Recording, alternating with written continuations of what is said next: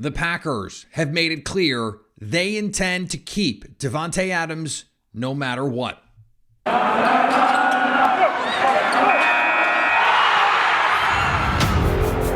You are Locked On Packers, your daily Green Bay Packers podcast. Part of the Locked On Podcast Network, your team every day. You are Locked On Packers, part of the Locked On Podcast Network, your team every day. I'm Peter Bukowski, and I cover the Packers for The Leap, a newsletter I would love for you to subscribe to. You can follow me on Twitter, Peter_Bukowski. Follow the podcast on Twitter at Locked On Packers. Like us on Facebook.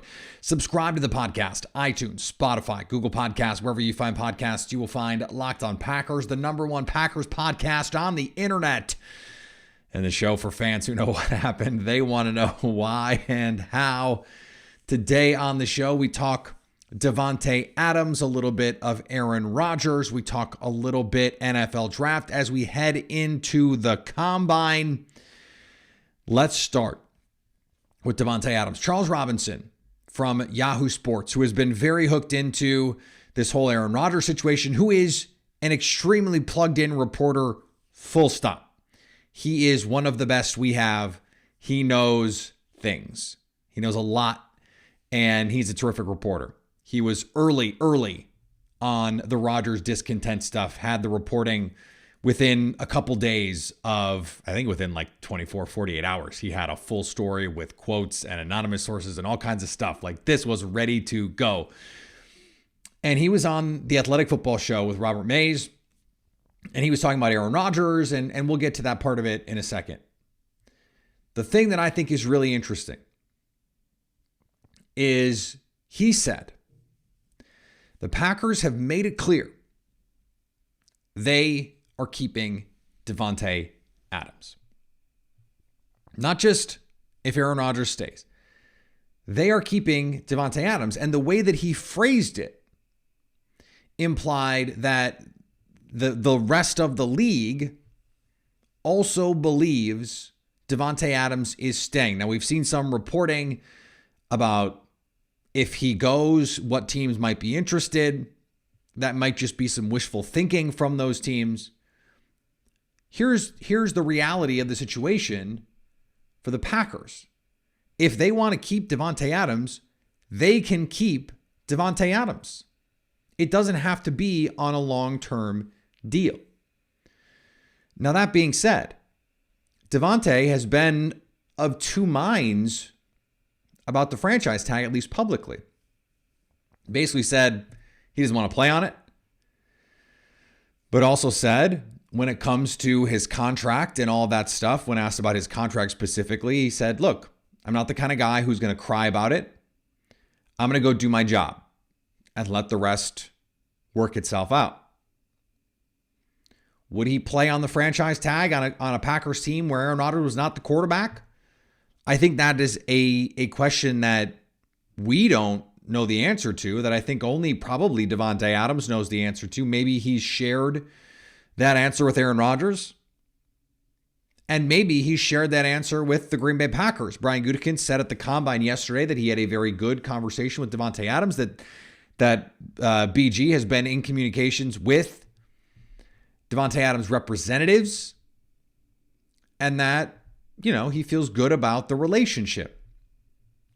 If the Packers can't get a full long-term deal worked out before March 16th, then you have the franchise tag. Now, you only have the next week to get that franchise tag figured out. So that's the part of this that's complicated. They actually have a week to try and get this figured out, or you get the tag. And then now you can continue to negotiate with Davante Adams for sure being on the roster in 2022. But here's why it's not quite that simple. Brian Gutekunst said that Aaron Rodgers' decision does not affect the way that they feel about Davante Adams. That can only be true to a point. Because what I think he means is whether or not Aaron Rodgers wants to return as the quarterback of the Green Bay Packers, the Packers would like to keep Davante Adams. Now, maybe they are only able to franchise tag him, and it becomes clear that Davante won't play on it, and a team comes calling and says, here's a bunch of draft capital, and the Packers are able to tag and trade him. Maybe that's something that would be appealing to them. They have made it clear. This is according to Charles Robinson. And by the way, publicly, they have said, we don't want to use the tag, but we will if we have to. That's been the reporting for weeks, that the Packers will use the tag on Davante Adams if they can't work out a long-term deal. They were close to one last year, reportedly, before the Aaron Rodgers stuff really, really got bad. The problem with disentangling Aaron Rodgers from Davante Adams is, financially speaking, that becomes really tough. It's really hard to franchise tag Davante Adams without knowing the future of Aaron Rodgers, because if you don't have the 15 plus million that you're saving by doing a Rodgers extension, assuming he's coming back, or by trading him, you save 20 million if you trade him. It becomes difficult, very difficult, to get far enough under the cap to tag Adams. So they do have, there's that week buffer, but they would have to be pretty confident to tag him and then do a bunch of stuff by the new league year to make sure that they're under the cap. It's going to take a lot of work. It would be nice for Rodgers to have made his decision. And so when Brian Gutekunst says that Rodgers is the first domino, and he said, we're waiting on him, and then everything else can sort of fall into place, I would not be surprised. And in fact, I would bet that we will find out after the fact that the Packers have tentative agreements in place with people like Allen Lazard, with, restricted free agents, exclusive rights free agents, and maybe even guys that are, guys like Devondre Campbell, that they're waiting on Aaron Rodgers to ink, specifically because of needing to know what's going to happen with the money. The Packers need to know what's going to happen with the money, because to have to get an extra $20 million below the salary cap is a pain in the ass. And so they can do it,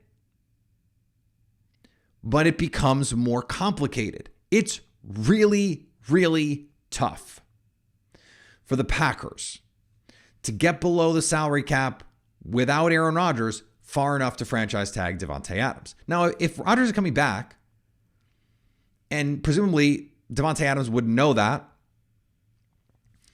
then Davante is probably happy to negotiate a longer-term deal, and you don't have to worry about the tag.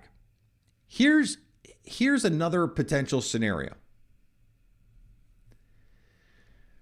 What if part of Rodgers' return is contingent on Davante Adams being back in the fold? What if Rodgers is saying, I need to know that you've taken care of Davante for me to come back? Well, then this is all the more complicated because the finances are so thorny. I said thorny, TH. That doesn't mean that it's impossible. It just makes it more difficult.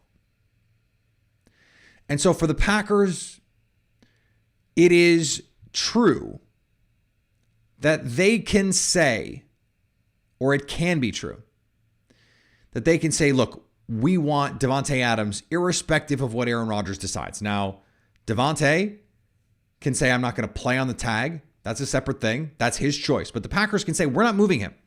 So for 2022, Davante Adams is a Packer or he's no one. He's either going to sit or he's going to play for us. They can say that. And they can say it has nothing to do with Aaron Rodgers. If Aaron Rodgers wants to retire, he wants to trade, whatever, that's fine. Davante Adams is not going with him. He's staying in Green Bay.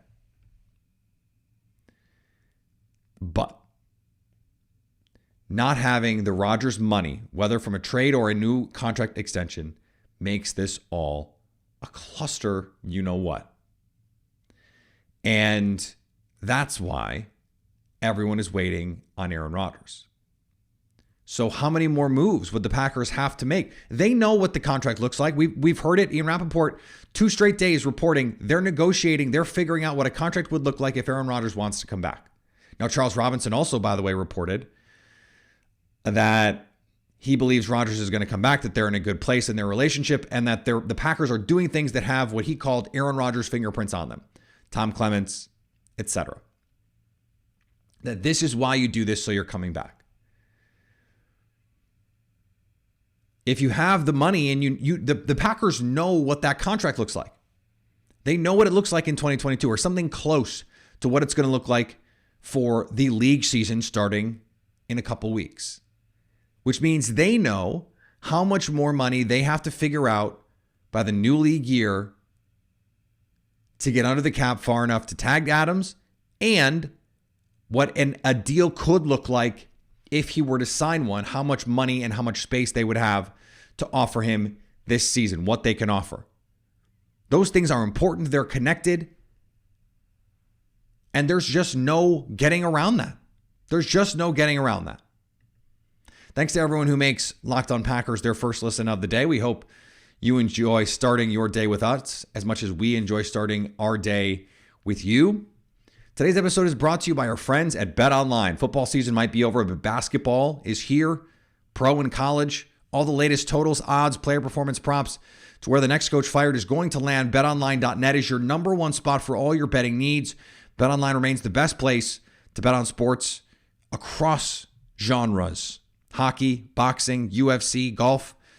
Head to the website or use your mobile device to learn more about the trends in action. BetOnline, where the game starts. And thanks for making Locked On Packers your first listen every day. Make sure you're following Locked On NFL. Locked On experts covering the biggest stories around the NFL every Monday through Friday in less than 30 minutes. It's free and available wherever you get podcasts. I want to talk about Rashawn Gary, and here's why. When we go through the combine, there is a group of people who believe fervently that the numbers are important. They look at historical trends and they say, there are these good indicating numbers. Short shuttle for offensive linemen. You run sub 4.5 short shuttle, you're going to play. 3 cone for edge rushers. The 40 for receivers is a number of exclusion. And if you don't know what I'm talking about, we have a podcast on this from last year. We'll give you a brief refresher as we head into the combine this year. What numbers matter and what numbers don't. If you're too slow to play receiver, you're too slow to play corner, it's just done. And a lot of what the combine is just a narrowing of the field. Okay, this guy can't turn as an edge rusher. Sorry, can't play. This guy at corner, not fast enough. Oh, this linebacker, not athletic enough. This offensive lineman, not explosive enough. This, running back, turns out bad athlete. That stuff, it matters to teams and it matters to me, but it matters to their hit rate. What are the chances this player actually works out? All that stuff factors in. There are going to be teams that see the evolution of Rashawn Gary. And I've seen it already. There are a couple players in this draft I've already seen compared to Rashawn Gary. And it's going to be the easy thing. A big Rashawn Gary, 6'4", 6'5", 270, former 5-star, who was asked to mostly play the run. He's a good run defender now and he can figure out the pass rush stuff later. That's going to be an easy narrative to spin. Oh, this guy could be Rashawn Gary. This guy could be Cam Jordan. But Rashawn Gary is the hotness right now because of what he evolved into. And it's a credit to Mike Smith. It's a credit to Rashawn Gary, who busts his butt. That guy works his butt off in the offseason to get better. Trains like mad. And good for him because he's gotten better as a result. But we see this all the time. There are going to be teams that reach on receivers because they think they can be Deebo Samuel. There are going to be teams who reach on quarterbacks because they think that they can evolve like Josh Allen or like Lamar Jackson. When it is probably the case that those guys are just sui generis. That, short quarterbacks are fine now because Russell Wilson did a thing. Well, not every short quarterback who can throw a little bit can throw like Russ. Russ has a legit rocket arm. Guess what? Baker Mayfield doesn't. And guess what? Baker Mayfield, not good. Not good. Cleveland potentially ready to move on from Baker Mayfield. He's so not good. So you're going to see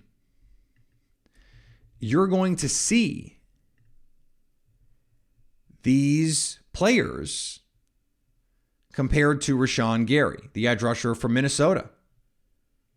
6'4", 265, really athletic, but really raw. Well, guess what? He's 23 years old. Going to be 24 as a rookie. Rashawn Gary was 21. Played as a true freshman.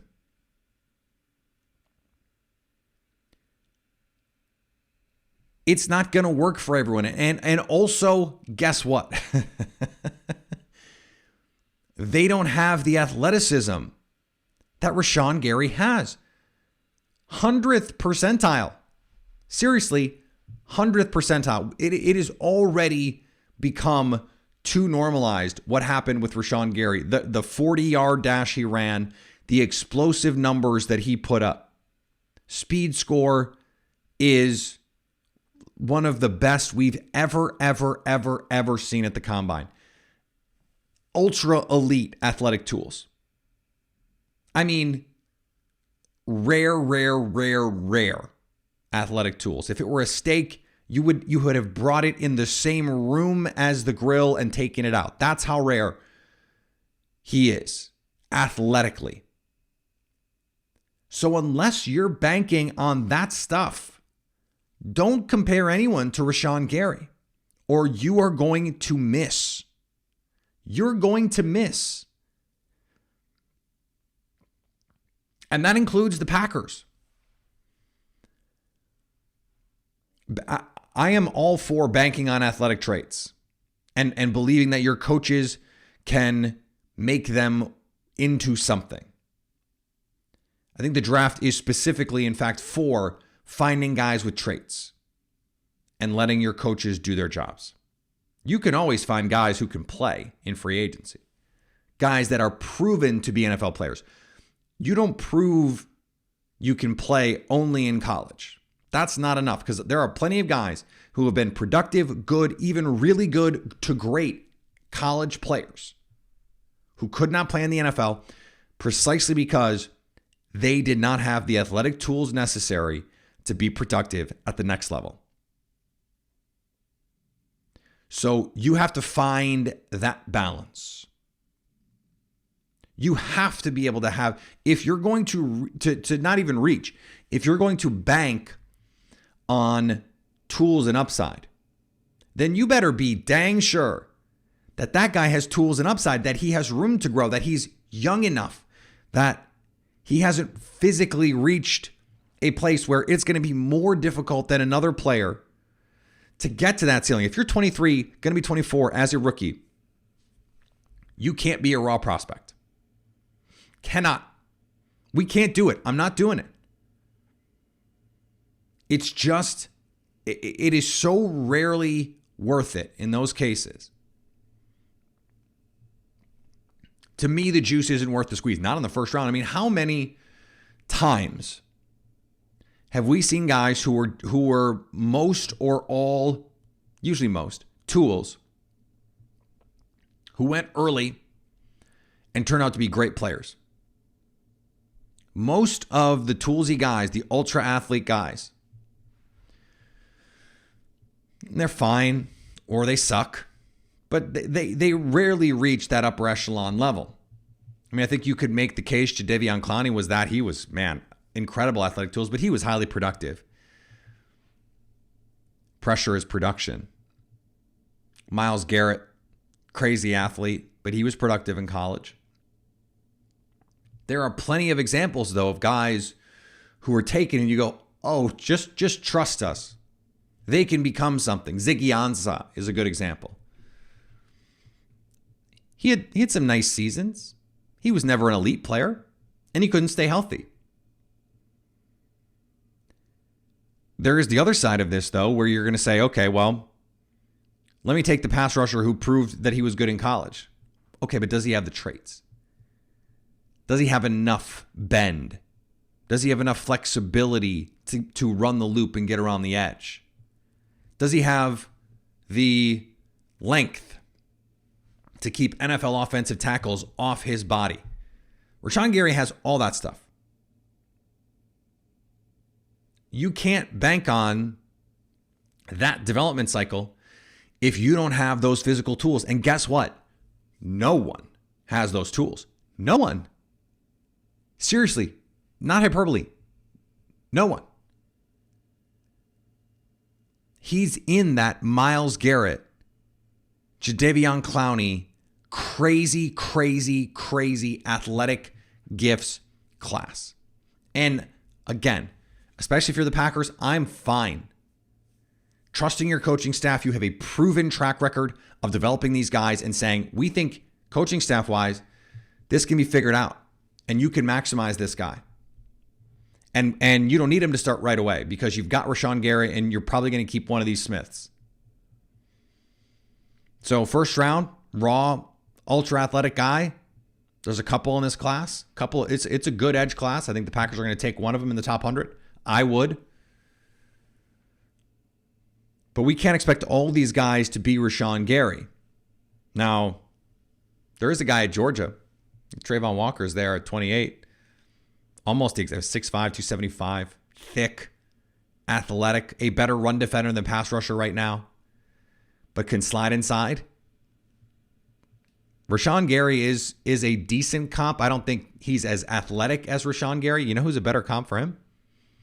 Zadarius Smith. But he's got a long way to go to get there. Zadarius is an excellent hand fighter, has improved his technique going back to his time at Kentucky when he was an underrated player. I had, this is true, I believe there are tweets, but I can pull out the screenshots of my top 5 rankings. I had Zadarius Smith above Bud Dupree in the draft. I thought he was a better prospect.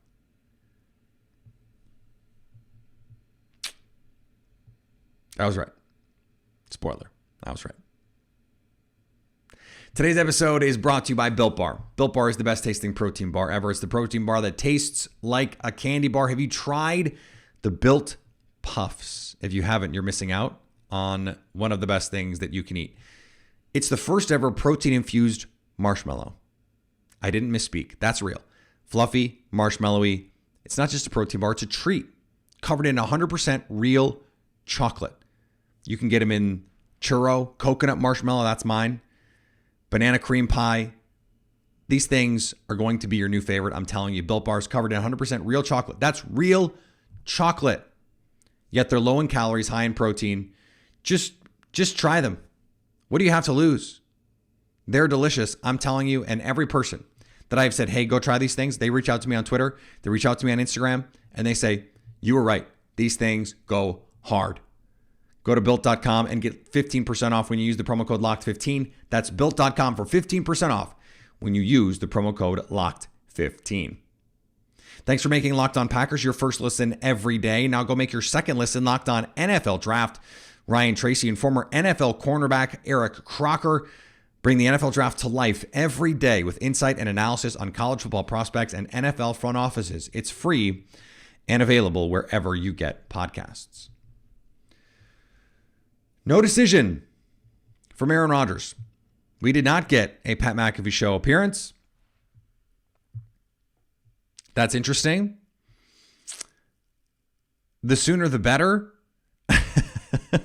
If you're the Packers. And what is weird to me is, again, all of the reporting points to one thing. All of the actions point to one thing. So what is holding this up? What is holding this up? And is it a genuine question about retirement? If that's the case, I don't know. Isn't it time to retire then? I mean, if it's that hard a decision,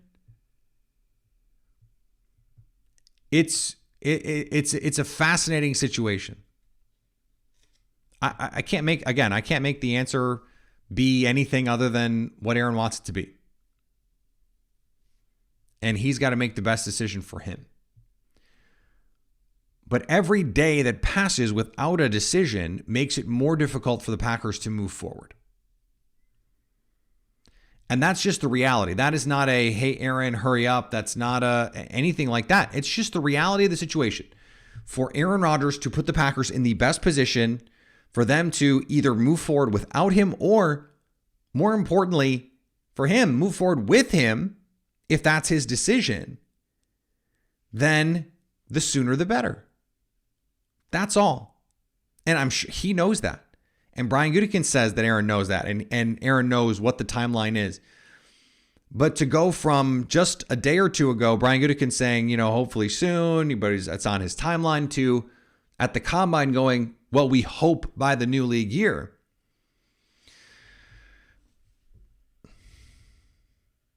I mean, he said he wasn't going to draw this out, that he wasn't going to leave us all waiting. I mean, I know it hasn't been that long, but the Packers, they haven't played football in 6-7 weeks.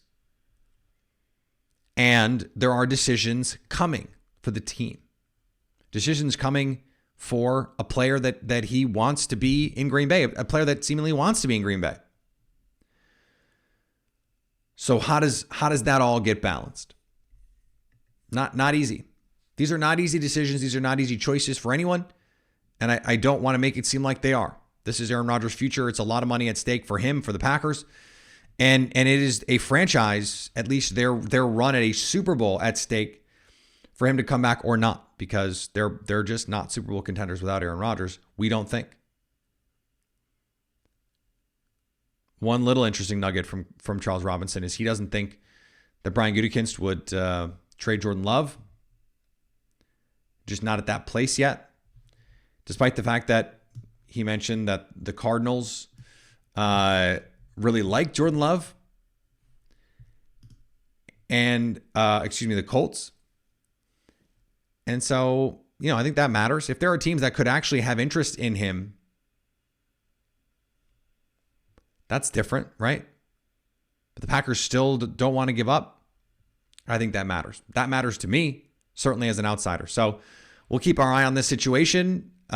We will learn more as we get through the combine. This is the discussion. This is the discussion around the league right now. What's going to happen with the quarterbacks? We're just going to have to figure out. We're going to have to wait and see, just like everyone else. Follow me on Twitter, Peter_Bukowski. Follow the podcast on Twitter, Locked On Packers. Like us on Facebook. Subscribe to the podcast, iTunes, Spotify, Google Podcasts. Wherever you find podcasts, you will find Locked On Packers. And anytime you want to hit us up at the Locked On Packers fan hotline, you can do that, 920-341-3775, to stay Locked On Packers.